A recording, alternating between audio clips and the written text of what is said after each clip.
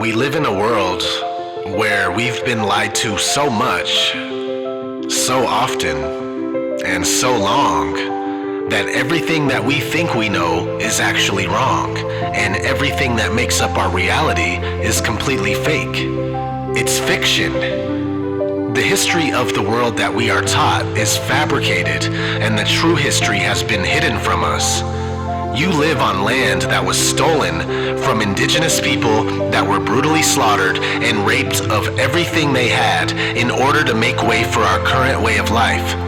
And now, when a beautiful baby is born with its mind, body, and spirit still intact, it's immediately injected with highly toxic vaccines, and that baby goes on to eat genetically modified foods that come in containers that have even more chemicals, and these kids are growing up with extreme imbalances in their body chemistry. Meanwhile, mom and dad have to work all day for make-believe monopoly money, so the child is raised by the state and is force-fed utter nonsense all day, every day for the first quarter of their life. And just like mom, just like dad, the child comes home and watches television, watches Netflix, to download the targeted programming that will ultimately create the individual's reality. Let's just call it what it is: mind control. Television is the most effective weapon ever used against humanity. It tells you your vision, so you can't create your own. It manufactures your thoughts and forms all of your opinions.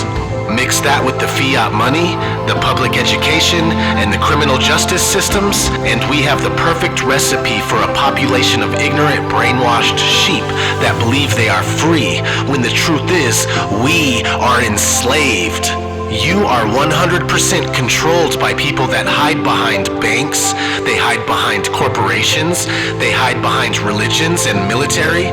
But people are now waking up, and if you're receiving this transmission, I need you to wake up. You, the police officers, you, the military officers and the soldiers, you, the men and women that work for these corporations and the governments, you, the people, I need you to wake up and stand for what's right before it's too late.